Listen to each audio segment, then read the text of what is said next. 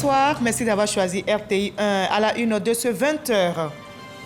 Les jeunes sont au cœur des priorités. À Yopougon, le ministre Adama Diawara offre 3000 kits scolaires à des élèves, un don qui vient soulager plusieurs parents d'élèves issus de milieux défavorisés en cette rentrée des classes.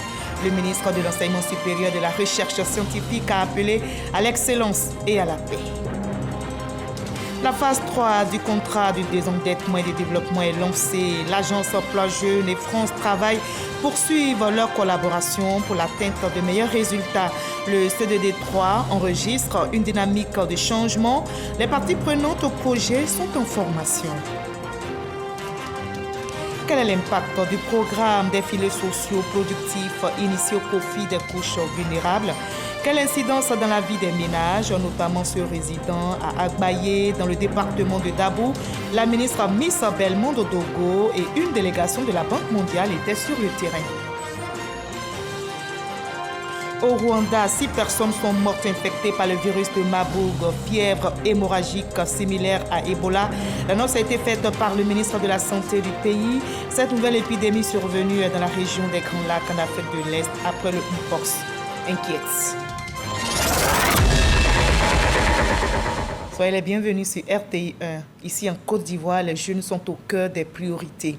À Yopougon, le ministre Adama Diawara, également coordonnateur adjoint du RHDP de cette commune, a offert 3000 kits scolaires à des élèves, un don qui vient ici soulager plusieurs parents d'élèves issus de milieux défavorisés en cette rentrée des classes. Le ministre de l'Enseignement supérieur et de la Recherche scientifique a appelé à l'excellence, au vivre ensemble, comme nous le rapportera Lydia Mandi. Une cargaison de kits scolaires en plein déchargement au siège du RHDP de Yopougon. Ces kits estimés à 3000 sont destinés aux militants et aux élèves issus de couches sociales vulnérables. Ces dons du ministre Adama Diawara, coordonnateur adjoint du RHDP de Yopougon, visent à alléger les dépenses des parents d'élèves. C'est une bouffée d'oxygène parce que la rentrée scolaire vient de commencer. Bénéficier d'un kit scolaire en cette période pour nous, c'est vraiment une action de grâce. Merci à papa Adama Diawara. On va bien travailler le corps. Cette action sociale est pour Adama Diawara une réaffirmation de l'engagement du RHDP pour le bien-être des militants et des populations en général. Cet engagement, le RHDP entend le renforcer et veut compter sur le soutien de l'électorat de Yopougon pour 2025. Ouattara, c'est une chance pour la Côte d'Ivoire. 2025, on fera en sorte que ce soit une formalité pour notre candidat, le président Ouattara. Gagner une présidentielle, ce n'est pas uniquement avec nos militants. On fait le plein de voix de nos militants et on s'en va chercher chez les autres. Alors, la première chose à faire, ceux qui ne sont pas sur la liste électorale, il faut qu'ils aillent s'inscrire sur la liste électorale. Après cette remise de kit, Adama Diawara s'est rendu aux côtés de la jeunesse de Yopougon-Sogefia pour la finale du tournoi de football Maracana, le lieu pour le coordonnateur adjoint du RHDP de lancer un appel à la cohésion sociale avant de décerner le trophée de la compétition remporté par l'équipe Super Junior. Obligatoire dans notre pays et chaque enfant doit bénéficier de ce droit. La ministre de l'Éducation nationale et de l'alphabétisation, Mariatou Kone, soutenue par des partenaires dont l'UNICEF, vient d'offrir une école maternelle au groupe scolaire Taragou Kone. C'est à Bundiali et l'inauguration de cette infrastructure a été couplée à la remise des prix aux meilleurs élèves dans les matières scientifiques. Soro Corona pour plus de détails. Double cérémonie au groupe scolaire Tarako Kone dans la commune de Bundiali. L'inauguration d'une école maternelle construite en briques plastiques pour faciliter l'intégration des tout-petits au préscolaire, dont de l'UNICEF avec son partenaire COICA qui contribue ainsi au renforcement des infrastructures scolaires. La COICA est extrêmement honorée de contribuer au développement d'un environnement d'apprentissage propice et intégré pour les élèves des régions de la Bagoué, du Boro et du Tchorogo. Récompense des meilleurs élèves du concours des matières scientifiques. Une saine émulation pour amener les apprenants à s'intéresser aux mathématiques, aux sciences de la vie et de la terre, à la physique chimique, qui a concerné les élèves des classes de 4e et 3e des régions du Poro, du Tchologo et de la Bagoué. Mais Merci pour tous ces prix que nous venons de recevoir et qui nous pourront fouetter l'orgueil des autres élèves qui se mettront au travail afin d'en bénéficier la prochaine fois. Les lauréats ont reçu des ordinateurs portables, des bons d'achat et du numéraire. L'UNICEF invite les élèves, en particulier les jeunes filles, à aimer les matières scientifiques. En vous investissant dans les sciences, chers élèves, vous contribuez activement à la construction d'un avenir meilleur. Les disciplines scientifiques ouvrent des portes vers les carrières d'ingénieurs, de médecins, d'innovateurs, mais elles aussi sont exigeantes. Elles demandent de la rigueur, de la persévérance. Pour la ministre de l'Éducation nationale et de l'alphabétisation, le défi du renforcement des infrastructures scolaires reste énorme. La construction de salles de classe est un grand défi pour l'offre d'une éducation de qualité en Côte d'Ivoire. Selon les prévisions du plan sectoriel éducation, nous avons besoin de 3000 salles de classe chaque année. Et c'est pour cela que le ministère de l'Éducation nationale et de l'alphabétisation multiplie le plaidoyer en faveur de ses partenaires, au nombre desquels figure l'UNICEF, pour la construction des salles de classe tant au préscolaire, au primaire qu'au secondaire. La coupure symbolique du ruban suivie d'une visite des classes de la maternelle par les autorités présentes a mis fin à cette double cérémonie. Et quand on parle de meilleurs résultats scolaires, on prend aussi en compte la sécurité alimentaire chez les apprenants. L'amicale des épouses des ministres vient justement de poser un grand geste de solidarité. L'ADEM a remis des clés de 2 cantines au groupe scolaire régional de Trècheville et à l'EPP Cocody et Pilote Sud 1. Ces cantines ont été réhabilitées par l'association à hauteur de 12 millions de francs CFA. Carmel Dia, Arnaud Kofi.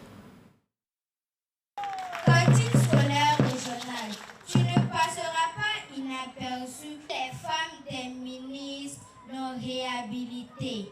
Merci, maman. C'est à l'aide d'un poème rempli d'amour et de reconnaissance que les élèves du groupe scolaire régional de Trècheville ont remercié l'amicale des épouses des ministres. Cette association vient de réhabiliter la cantine scolaire de l'établissement et ce sont 3000 enfants qui vont bénéficier de cette action. Il y a 7 ans, nous accueillions ici même Madame la Première Dame. 7 ans après, ce sont les épouses des ministres pour venir poser un acte important. À son tour, le directeur des cantines scolaires a invité les élèves et le personnel de l'établissement à prendre soin de cet ouvrage destiné à offrir un cadre sain aux apprenants. Après Trècheville, le cap est mis sur la commune de Cocody, où une cantine scolaire a été aussi réhabilitée au sein de l'EPP Cocody Pilote Sud 1. Pour la présidente de l'amicale des épouses des ministres, toutes ces actions vont contribuer à la sécurité alimentaire des élèves. La priorité pour l'ADEM, c'est de faire en sorte que cette année, au niveau des cantines scolaires, on puisse en réhabiliter, on puisse en construire au maximum. Nous avons pour objectif d'améliorer donc, la vie des enfants pour qu'ils puissent avoir un meilleur rendement scolaire.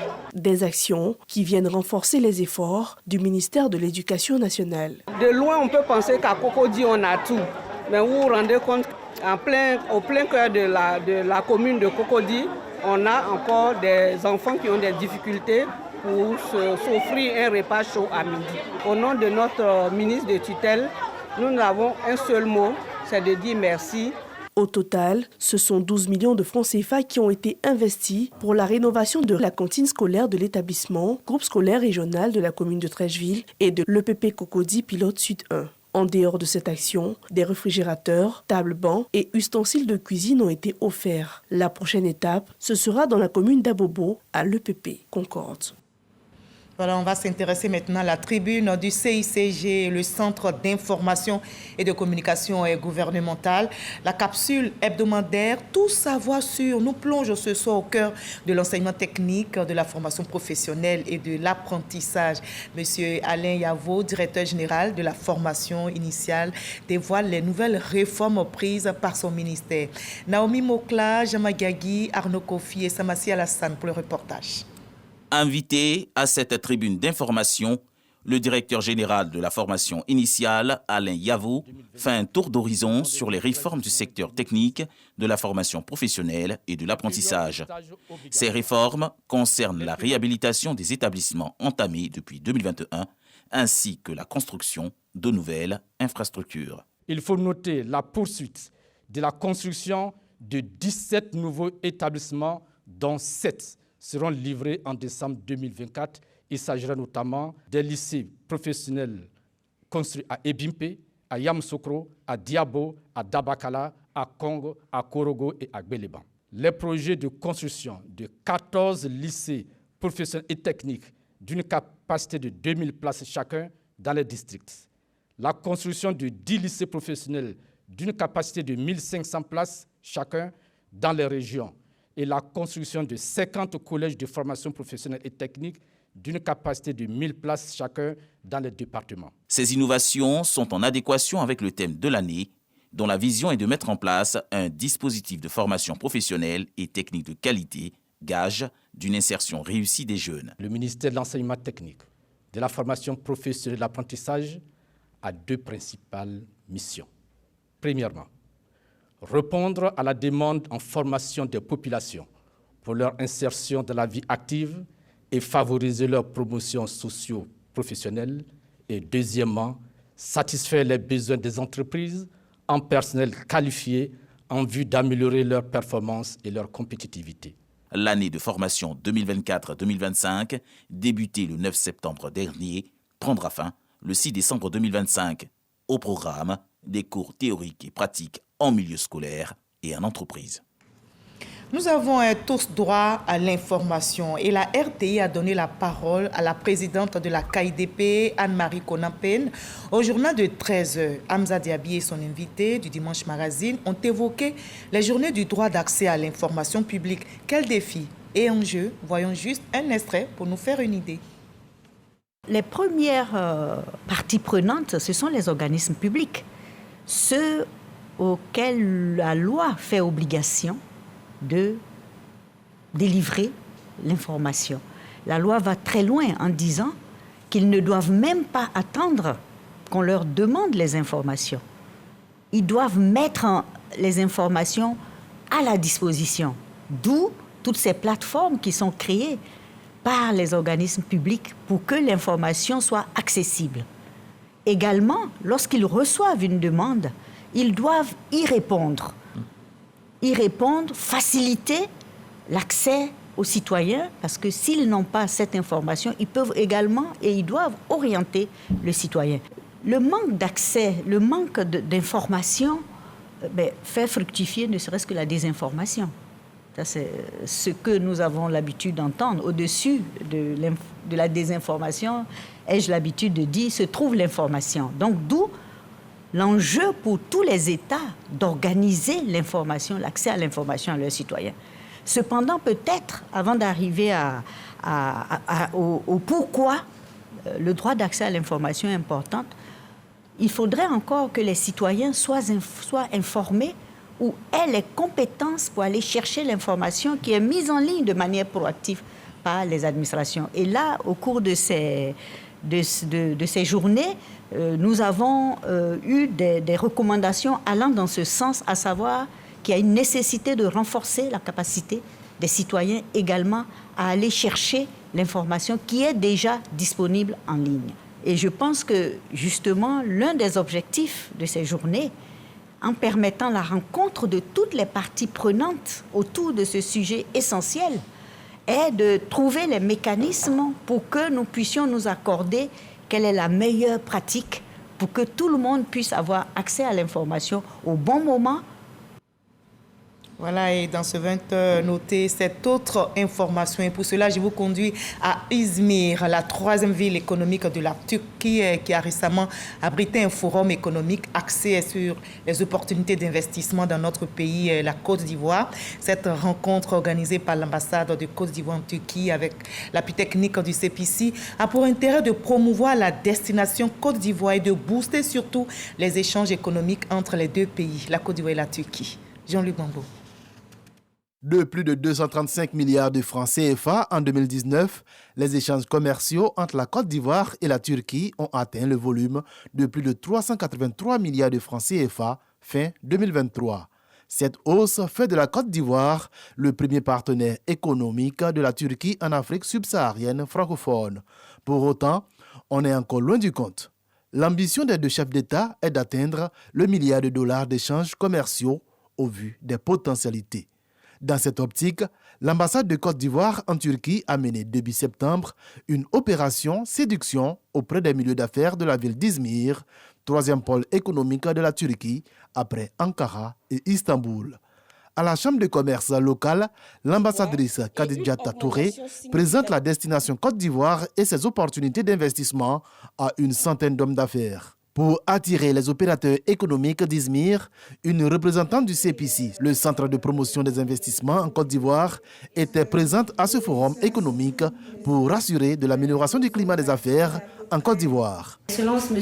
Alassane Ouattara a mis en place un cadre propice à l'investissement.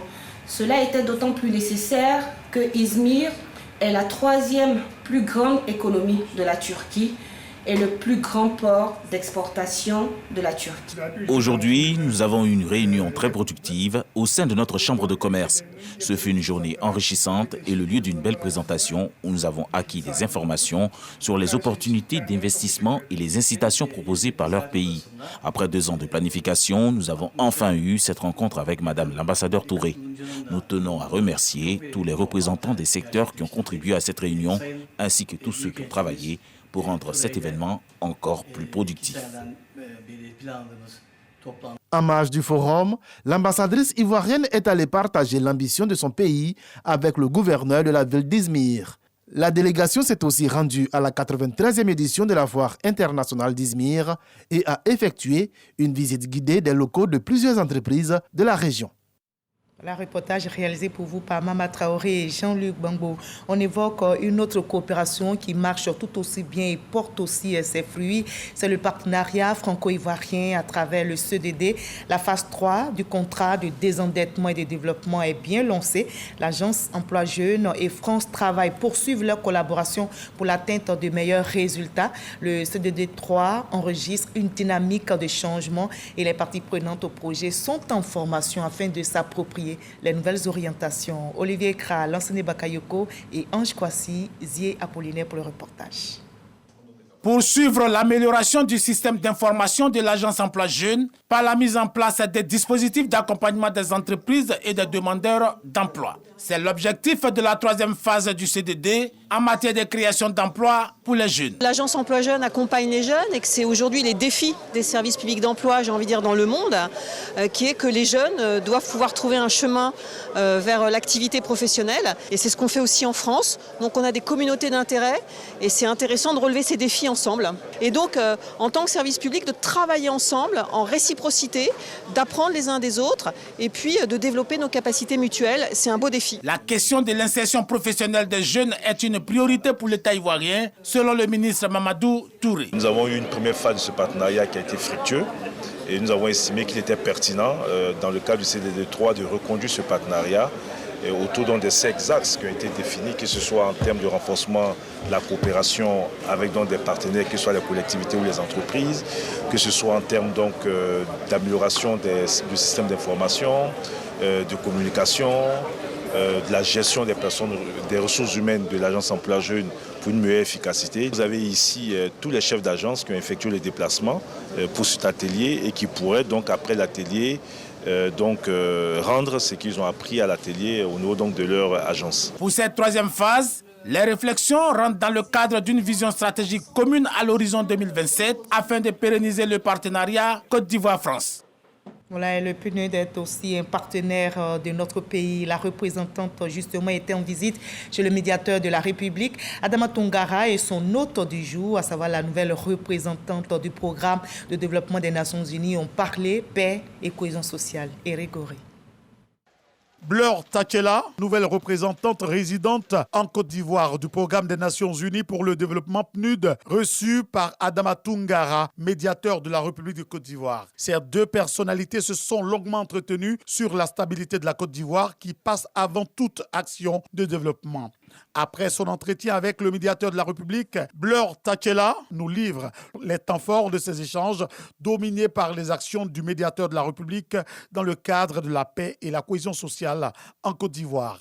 Le PNUD travaille ici en Côte d'Ivoire depuis 5 décennies pour la question de la paix et le développement durable Donc pour nous, cette institution, c'est l'institution parfaite pour assurer la paix et le développement durable en faveur de la population ivoirienne.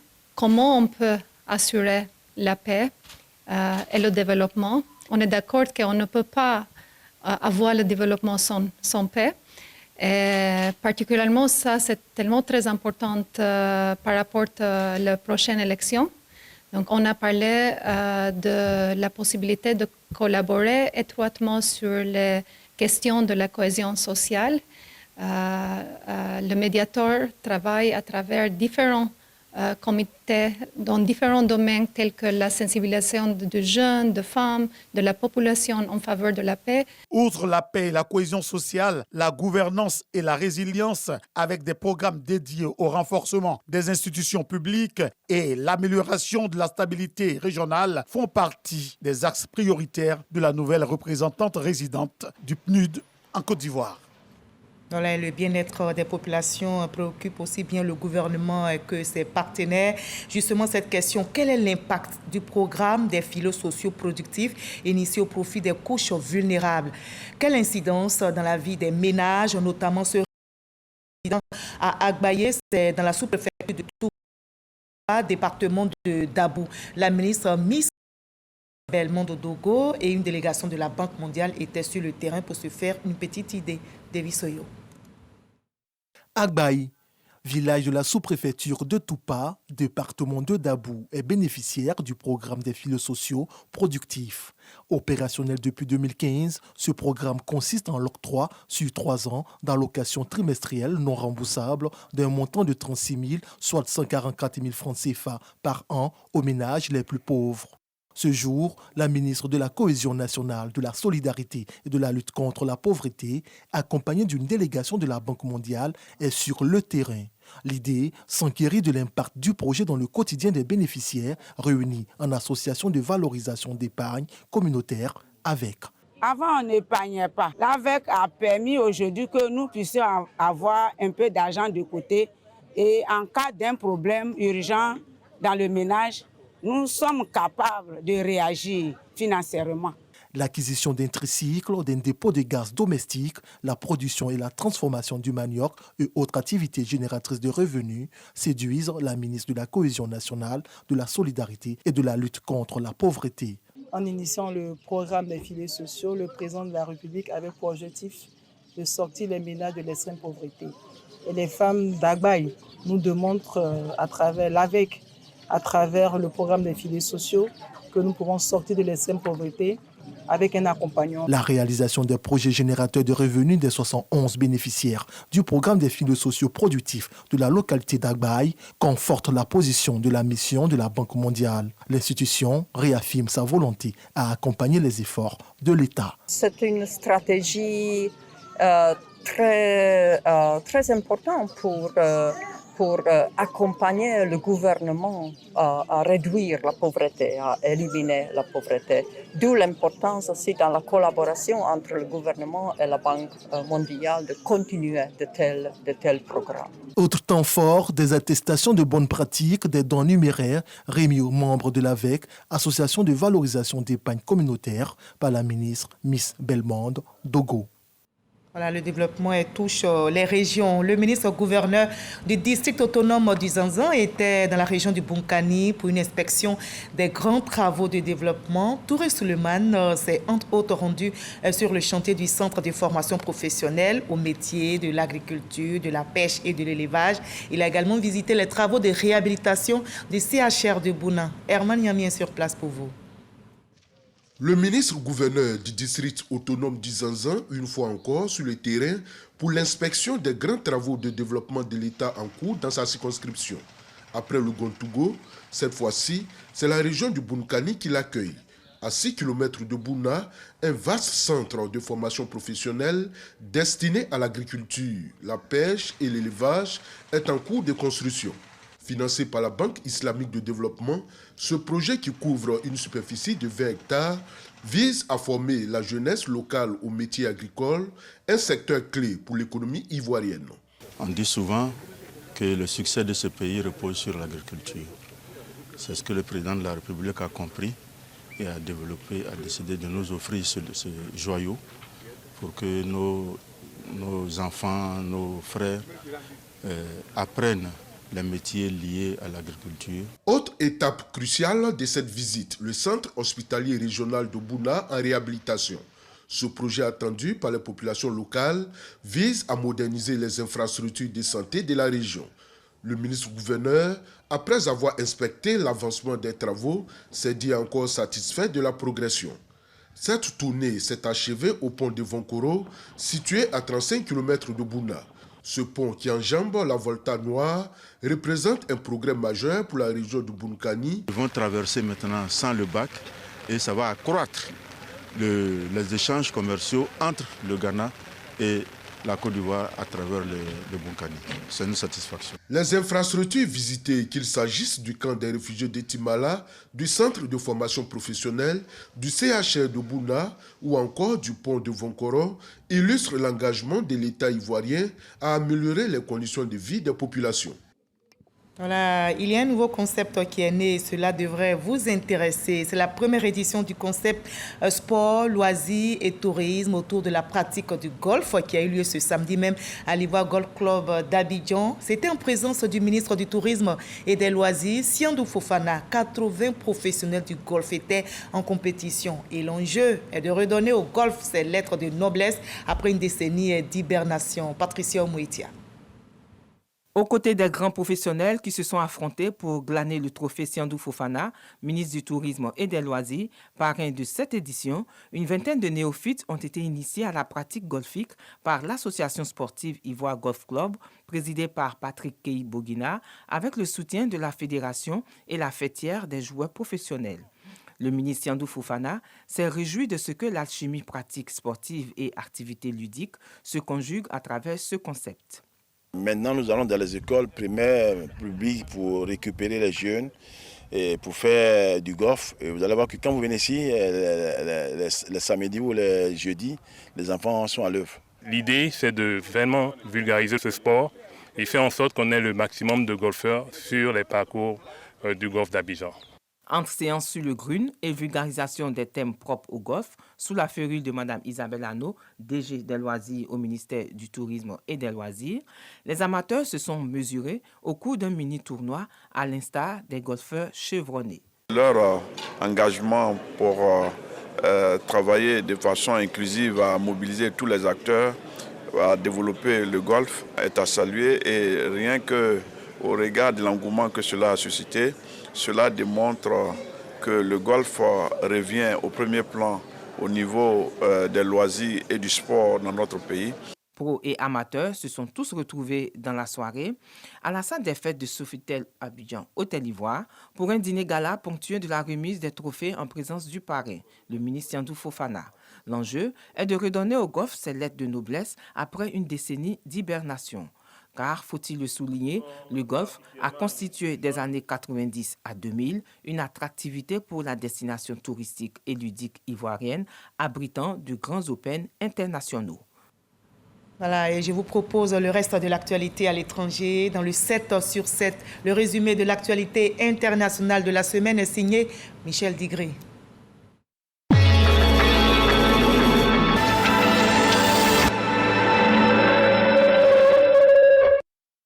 Un premier conseil des ministres après plus de 2 mois de crise politique. Les 39 membres du gouvernement de Michel Barnier se sont réunis lundi pour la première fois à l'Élysée autour du chef de l'État. 3 années après sa suspension, la Guinée réintègre l'Organisation internationale de la francophonie. La décision a été prise lors d'une assemblée extraordinaire du Conseil permanent de la francophonie.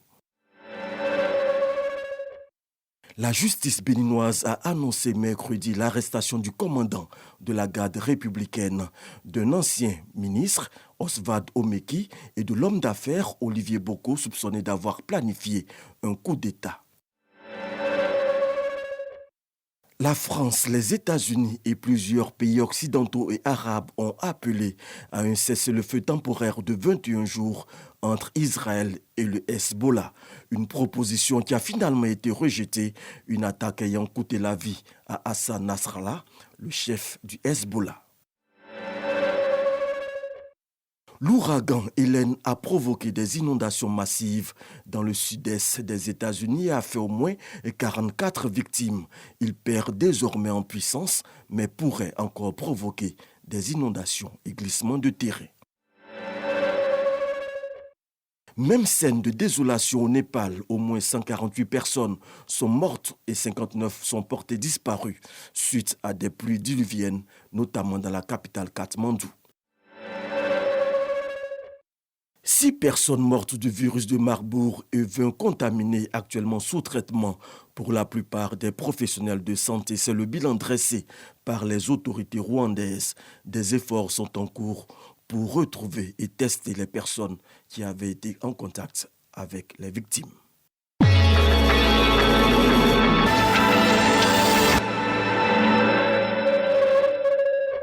Ainsi va le monde. Fin de ce 20h. Merci à vous tous de l'avoir suivi. L'actualité revient à 23h. Demain 20h, vous avez rendez-vous avec Fatou Fofana. Très belle reprise.